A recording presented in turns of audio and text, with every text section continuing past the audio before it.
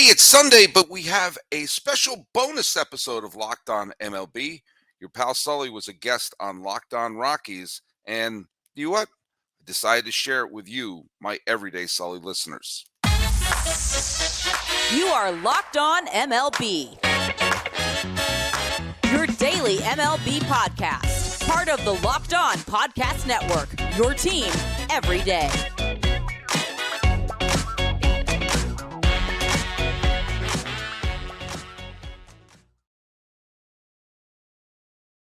Hello, baseball fans. Welcome to Locked On MLB, part of the Locked On Podcast Network, where it's your team every day. This is the daily podcast. We talk about all of Major League Baseball. I am your host, Paul Francis Sullivan. If you don't believe me, look at that. There's my lower third. You can call me Sully. I'm an Emmy-nominated television producer who has been a baseball podcaster for well over a decade now. And I have been here on the Locked On Podcast Network on a variety of shows, mainly on this one, for the past, the past 5 years or so. Follow us at Locked On MLB Pods on Twitter and Instagram.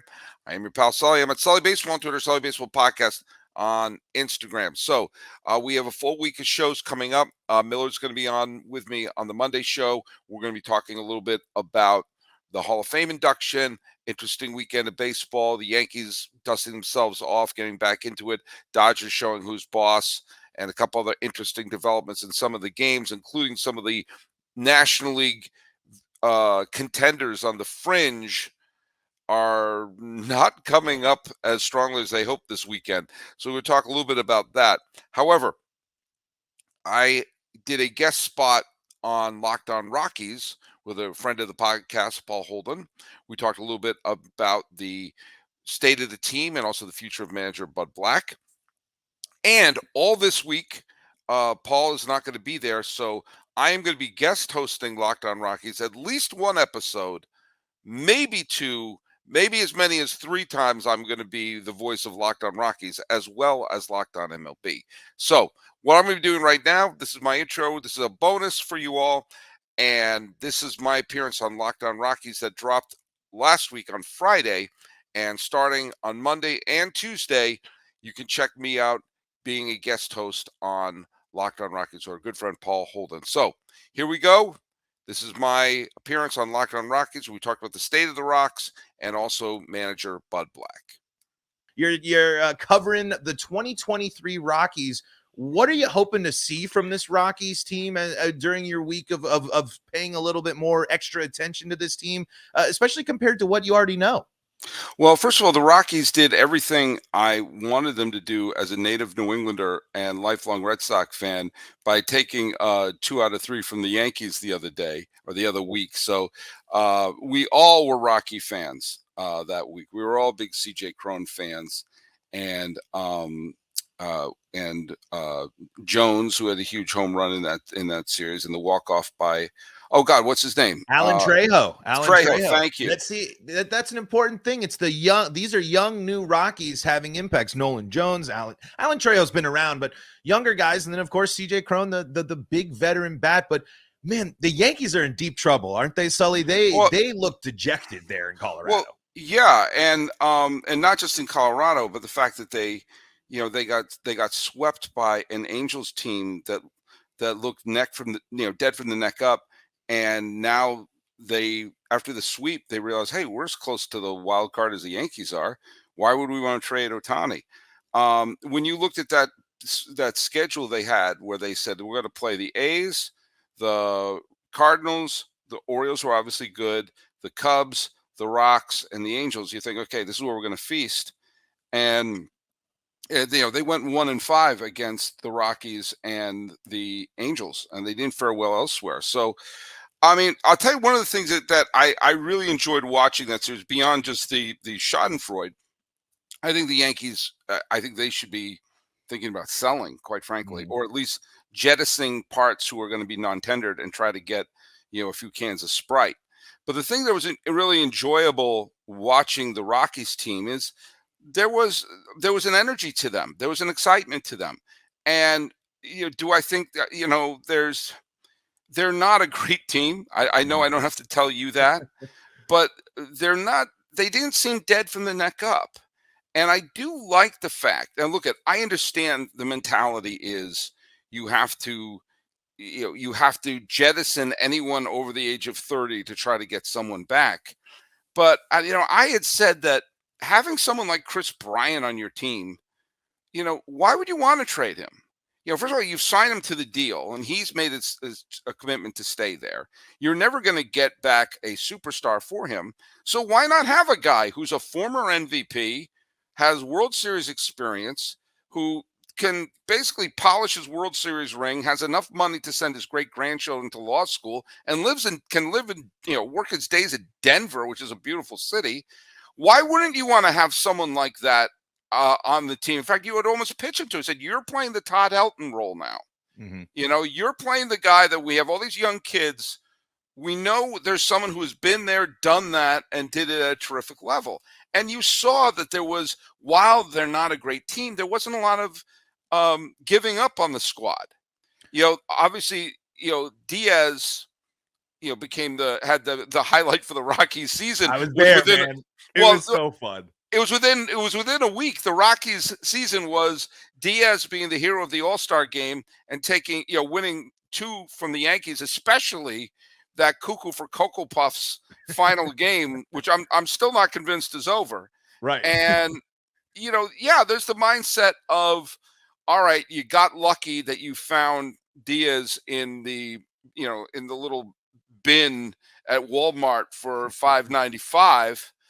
But that being said, why wouldn't you want to have a veteran like him?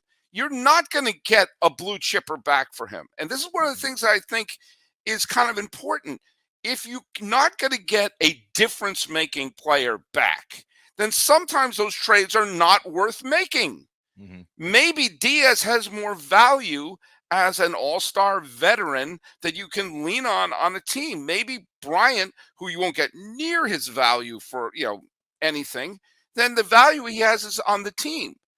And you and I are going to talk a little bit about trades and everything like that. But my take on the team is it was refreshing to see that they were a team that clearly, got up for the game. Yeah. Clearly realized that, hey, this is our moment to play and matter for this year. And you see someone like Nolan Jones, who's you've seen on him on the Rockies prospects list. I think around the same time that Andres Galarraga was on the team. I think he was drafted when they were still playing in Mile High Stadium. I may be wrong. I may have to look that up. But to see him coming up and get a big hit like that and, do pretty well in his first, 40 or 50 games, however long he's been with the team, he's done okay. Yeah. And, there are some good pieces to the team, obviously, and this is a stunning turn of events with the Rockies. The issue is going to be their pitching. Yeah. But unlike previous teams where you think about like the Braves of the 90s, the Orioles of the 70s, the Dodgers of the 60s, and the Rockies their whole time. Those are the great pitching teams in the history of baseball. I put Kevin Ritz alongside Koufax and Jim Palmer and Greg Maddux. But they were fun. They were fun. And again, I also wonder how much this has to do with having a stable veteran manager like Bud Black. There is something to be said about having experience as a manager, and it's not all. I'm not an anti-analytics guy. First of all, I know I've got the gray hair. I know I look a little bit like Reed Richards in the Fantastic Four, maybe Paulie Walnuts with that little gray streaks that I've got. But I think there's a combination of old school and new school I think can work, and they were fun. They were fun and they didn't give up, which is really in so many ways the only thing you can ask for a young team. Yeah, and it's there's a couple of things with Chris Bryant. I just want him to take that step forward. He's not really he's a below average player when it comes to wins above replacement this year. His numbers seem to be down. The power is not there, but you are right. He's still that MVP. He's been there. He's done that. He just hasn't been able to stay on the field as much. That's the biggest frustration. Chris Bryant's got to be out there every day for the Rockies. And now you look at the injury report ahead of this Miami series. he's day to day again after he missed a month of this season with the bruised heel. I think it was. He missed the he only played in around 60 ball games last year. We just need more from Chris Bryant, but I think you're right. His experience is there. The Rockies do have the right veterans on the team.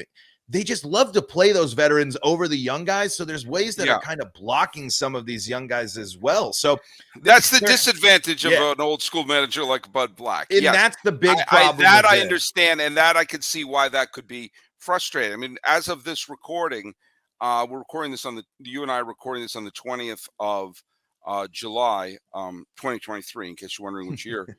As of now, over the 2022 and 2023 season combined, Chris Bryant has played 105 games with the Rocks. He has 13 home runs in those 105 games, and his OPS is 770. Neither one of those are horrible, and neither one of those are particularly very good. Not what you think Chris Bryant would be doing at Coors Field. I mean, he's hitting his home runs mostly on the road as well. Yeah. I mean, I remember some people got on him for signing that huge contract with Colorado, of which I just think anyone who said that should just go kick rocks. Get paid. First of all, it's like, in terms of him wanting to stay loyal to an organization or something, the Cubs traded him. Mm-hmm. And a guy who was a homegrown hero led him to the first World Series championship since Theodore Roosevelt was president. And you thought he was going to be a Cub for life. And even when they were selling everything that wasn't nailed down in Wrigleyville, I thought they're going to keep Bryant, right? They're going to keep Bryant, so he's at least the elder statesman of the team. And nope, send him off to San Francisco. And so when he was at that point, I said, well, hell, if this is just money, who's going to offer me the most money? Yeah. And as I said, he's got, if anyone's going to question his heart or his championship, just show your World Series ring with the Cubs in someone's face. So not a lot of people have this. Yeah. So I do not begrudge a man for signing a deal that pays him $28 million a year until the heat death of the universe. Yeah. But of course he is being paid for, he's being paid for past performance. He is being paid for his performance with the Cubs. But you're right. If he, there is a DH now. There wasn't when he, no, there was. When did the universal DH kick? I hate the universal DH. When did the universal DH kick it? Was that last year? I think it wasn't. Didn't the pandemic basically usher it in? Was it 2020? Yeah, but there was the one. I think the 1 year. So the year 2022. after the pandemic. Yeah, last year I think was the first time universal DH. That's right. Because okay. I think German Marquez was in a race for being the last Silver Slugger pitcher. I think he had a run for it. No, it's because the lockout was after the 2021 season. That's right. And that was part of the collective bargain. And that was the way I was able to rationalize, because I liked having each league be different. Mm-hmm. I liked that quirk. That's right. And I rationalized by saying, like, well, I would rather have baseball than no universal DH. So I've been able to grind my teeth. Although watching a National League game, I still get used to it. Here's the eighth hitter. So what are they going to do next? Oh, nothing. Oh yeah. Yeah. It's just I got more beef with the runner on second. That's my. The runner on second was fine for the COVID year. Mm-hmm. I don't know how well you know Goodfellas, but I always took it like the scene when Paulie takes Henry Hill aside about him selling drugs, that you had to do what you had to do when we were inside, but you knocked that off. And I was like, okay, we had to do that during the COVID year, but now knock it off. Right. I say tie after 12. Yeah, I think why not embrace a tie? I don't really think it. People get so caught up. If you're gonna have Ghost Runner, do it after 12. Give us a couple innings. Give us the All-Star Game home run derby rule. Well, I don't want a division title one because we're throwing batting practice to freaking, Giancarlo Stanton. So I'm sorry, I don't want to. I got to draw the line somewhere. No, I'm with you. But I got to just say that you're talking about the Rockies, and you're talking about basically this team is put together in a way where there's some new parts and there's some young parts, and putting those parts together. Do you know what? That's like what you need to do with your car. And when we come back, we're going to talk a little bit more about the Rocks But first, hey, we're going to talk a little bit about eBay Motors. Look at a championship team. It's all about making sure that each player is a perfect fit. Did you hear that, Bud Black? Sometimes we put young with new. And it's the same when it comes to your vehicle. Every part needs to fit just right.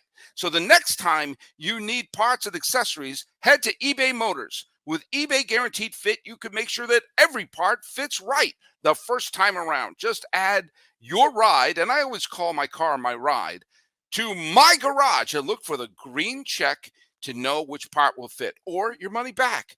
Because just like in sports, confidence is the name of the game. When you shop at eBay Motors, and with over 122 parts to choose from, eBay Motors is the place that you go back to over and over, because you'll be back in the game in no time.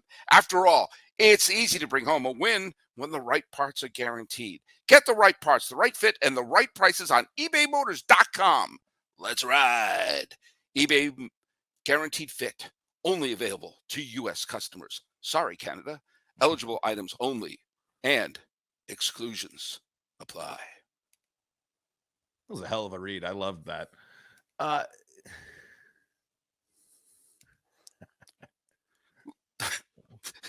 Let's keep hitting the bumpers. Let's keep hitting the bumpers. Keep playing the classic. Sully, I kind of wanted to pick your brain on this because we talked a little bit about this. There are people that called for the firing of Bud Black. Right. And I think that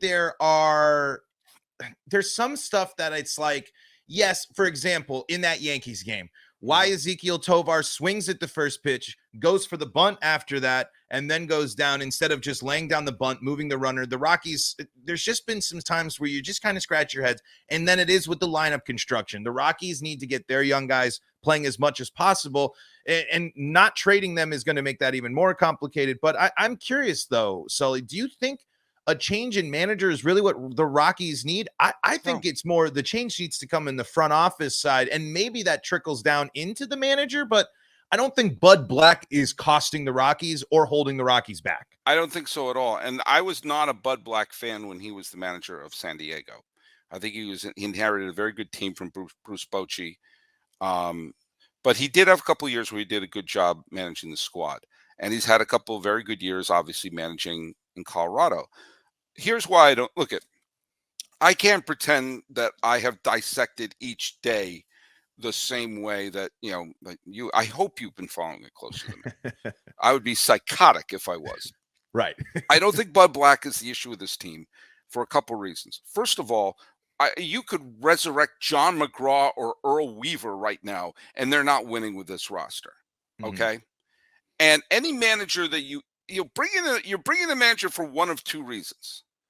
You need someone to rebuild the club from because the person doing it is not going in the right direction, and that's where the lineup construction may be your argument against Bud Black, or you're doing it because you're on the verge of something great, and this is not the right person to have the car keys. I call that Grady Little syndrome.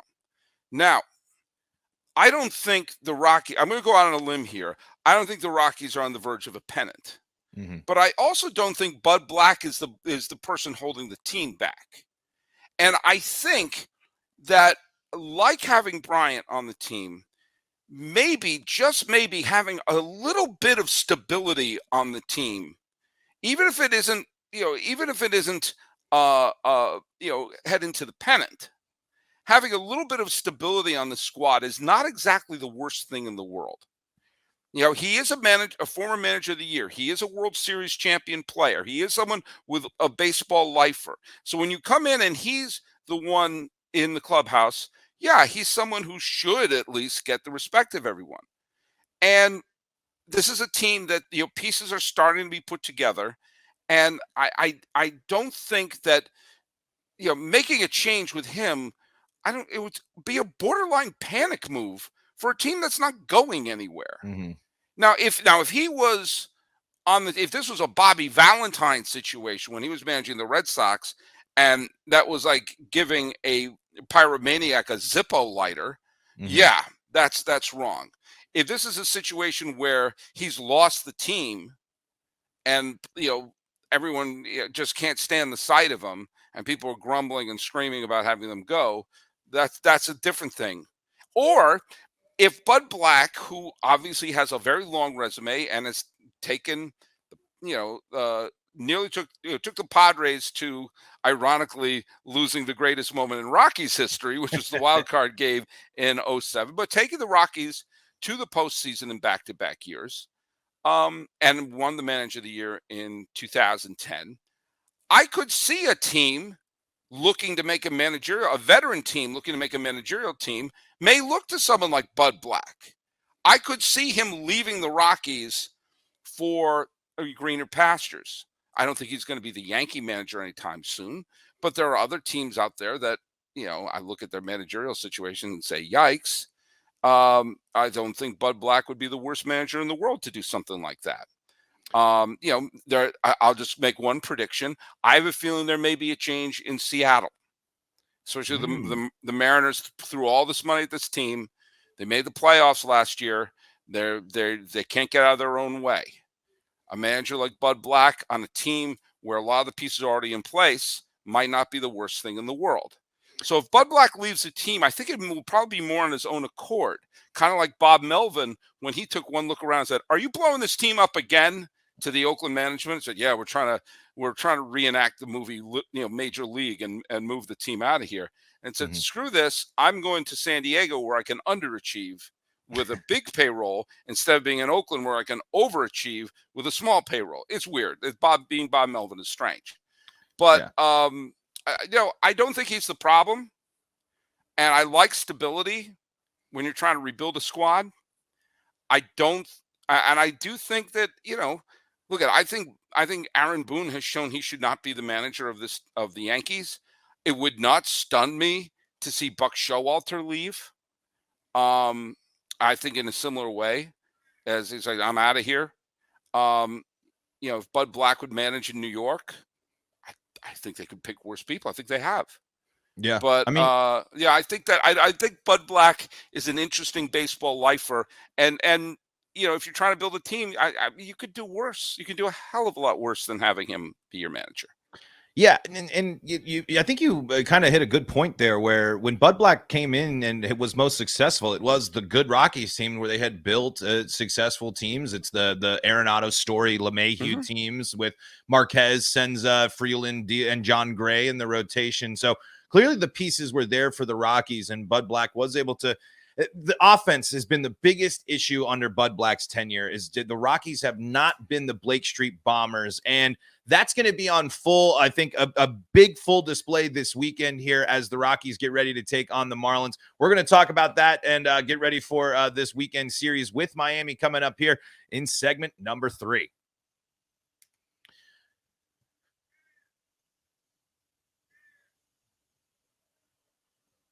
Welcome back. Bumpers.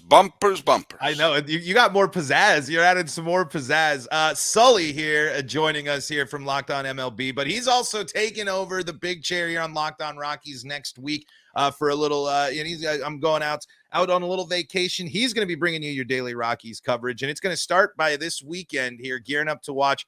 Where the Rockies have historically struggled. We talked about it this week. The Rockies have won, I believe, less than 40 games all time in Miami. The Miami has dominated in Miami, whereas Colorado has dominated in Colorado. This is a Rockies team that needs to continue to increase their home runs here. And we were teasing before, Rockies offense, the big issue. And this is a Rockies team that's climbed their way close to 500 at home.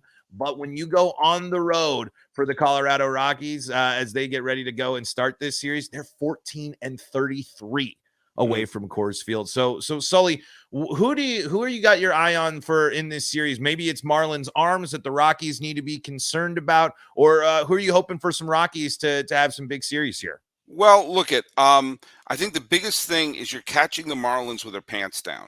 This is the Marlins for the first. Anyone who follows me on Sully Baseball, I keep track of something called the summer score. And the summer score is I keep track of all the days that a team is in a playoff spot, whether it's wild card or a division lead, since Memorial Day. Memorial Day, I think you can never look at the standings before Memorial Day. But after Memorial Day, after about a third of the season gone by, then you say, okay, then you can look at the standings.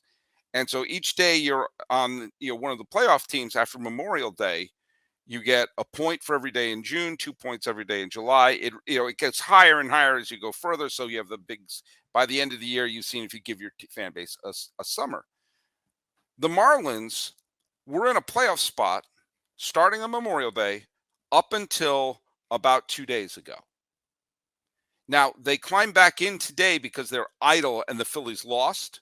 Mm-hmm. But they had a big chunk. In fact, for a while, they were on pace to host the wild card series in Miami. They have no prayer of catching Atlanta. I know that, and you know that. But something has happened. Actually, something's happened to both Florida teams in July as the Rays have fallen off a cliff. And the Marlins, who really just looked like they were putting everything together, even with Alcantara having a bad year. Right. I mean, Alcantara won the Cy Young Award last year, and deservedly so. Mm-hmm. He's having an off year. I'm calling it an off year because even though his win-loss record is terrible and his ERA is high, to his credit, he's going deep into games. He doesn't kill the bullpen. He'll let up 5 runs, but he'll pitch 6 or 7 innings. So in that sense, it's not a complete catastrophe. But you look at the team, and we're. Let me put it this way. I mean, are we doing our Luis Arise, is he going to hit 400 watch anymore? I mean, there's a couple elements of the team that have really cooled off over the last, month or so, and the Rockies are catching them at the right time.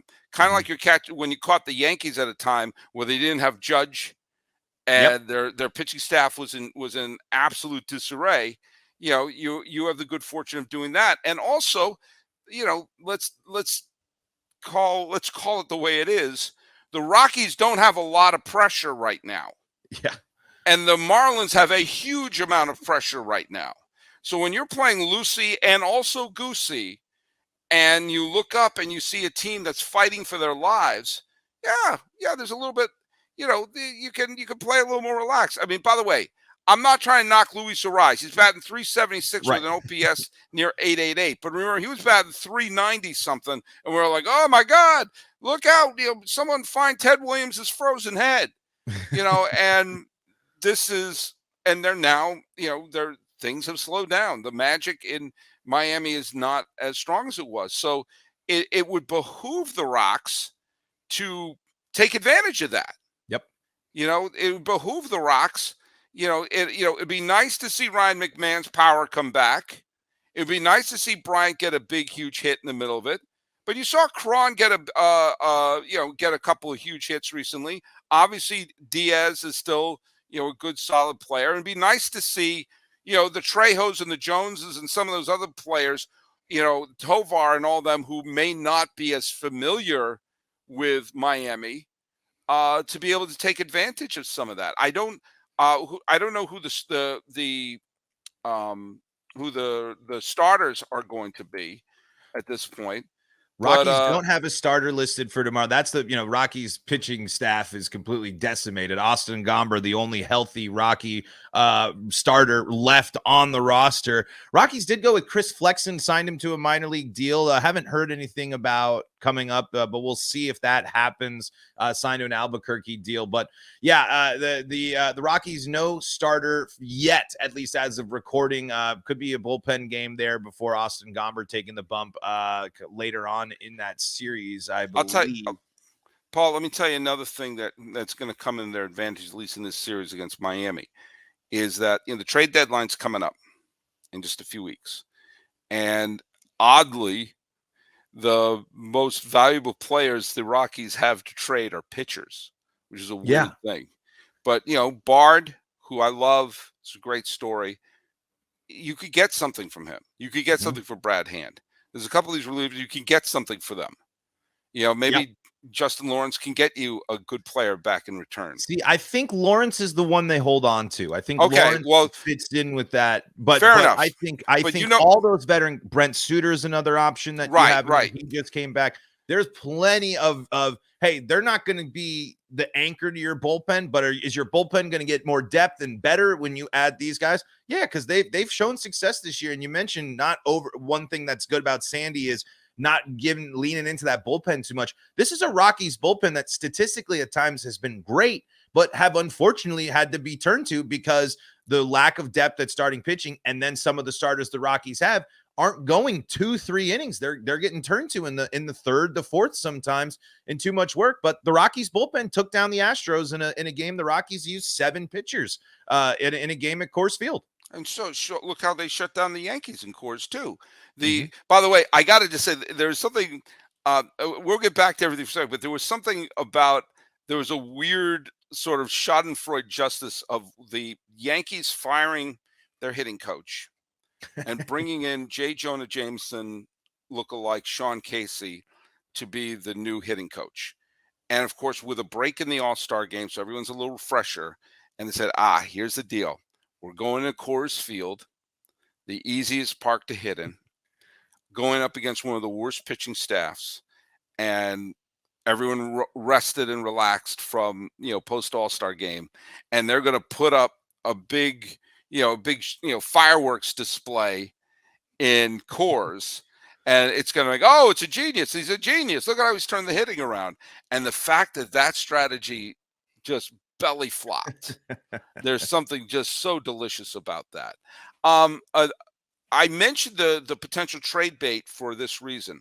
They're going to Miami with those pitchers. They still have those veteran pitchers in their bullpen. Mm-hmm. Once the trade deadline goes, and let's say they traded away Hand and Suter and Bard, heaven help them going forward. The last third, they are going to, I think you and I may be in their pen for a little while. It's going to be the 14th caller. In fact, that's going to be our, I'm going to do my trivia contest. And whoever gets the trivia question right gets to pitch an inning of relief in a real, Rockies game. They're going to be watching the movie The Rookie and scouting as many high schools for. Is there someone who wants to live their dream? Because somebody out there just hurling. That's a great movie, by the way. The Rookie with Dennis Quaid is a really great movie. But I remember when I saw it in the theater with my buddy Julius Sharp, who's a great, wonderful writer and comedian. We walked out. We were both sobbing because we're humans. But I turned to him and said, "Was that a beautiful story about never giving up on your dreams? Or was that an indictment on the Tampa Bay Devil Rays who said, I don't know who to get the pitch. Why don't you, school teacher? Just call him up. Come on. I don't care. You're old. You're teaching. You've given it. Doesn't matter. Let's go. We need arms. Let's go. I'll elect with the feel-good story, I think. But yeah, it's I think some of the biggest misconceptions people have about the Rockies is they're this offense team and there's no pitching. Yet when you really break it down and you look at it, the bullpen and that's pretty good. And like Austin Gomber has a tough Rockies tenure, but has been the only key piece there and that has been mostly successful this year. I just think though the Rockies got to sell as much as possible. I mean, it's just as much as the right veterans, the right guys can help the Rockies right now. To catch up. I mean, the problem with the Rockies now is you're not just catching the Dodgers anymore. You got to catch the Diamondbacks, who are a team that kind of are the young, exciting, fun, who I want the Rockies to be, full of young guys that steal bases, that have great, and Arizona plays with some, altitude issues, offensive friendly stuff, type of stuff, not as much as the Rockies, obviously, but.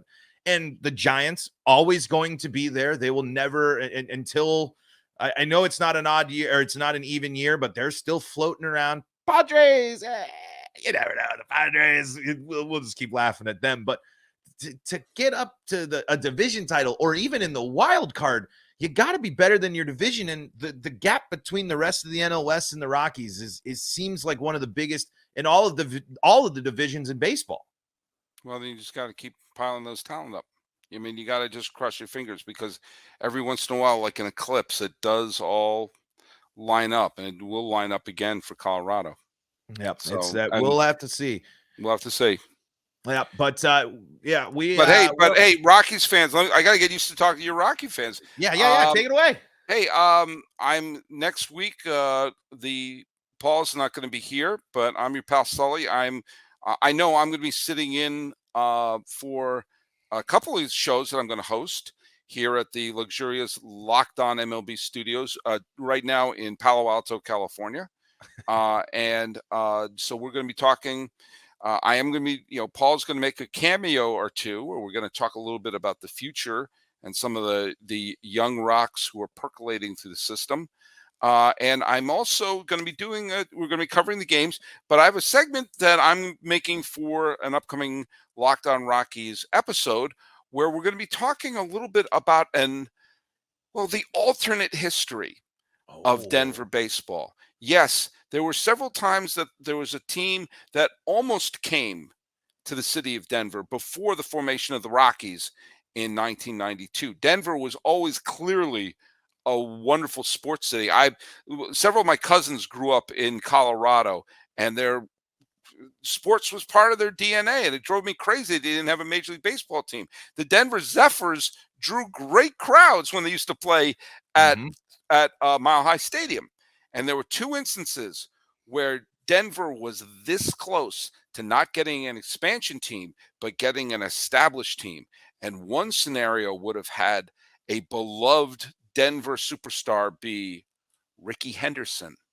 And another would have been Barry Bonds in his prime, skinny Barry Bonds playing in Mile High. Could you imagine that?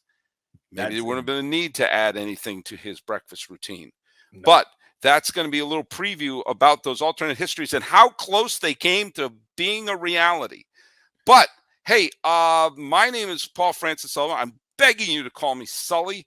You can follow me normally as the host of the Locked On MLB podcast. Follow at Locked On MLB Pods on Twitter and Instagram.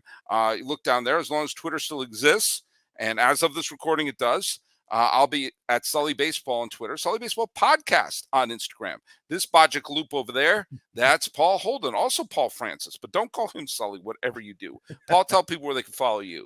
You can find me at Paul Holden 33. You can also find the show at LO Rockies. And like you said, Sully's got your Rockies coverage next week. We'll also have another cameo appearance from another NL podcast taking over one of the episodes as well. But Sully, thank you again for your time. Thanks for covering. And folks, until next time, this has been the Locked On Rockies podcast. We'll see you next time.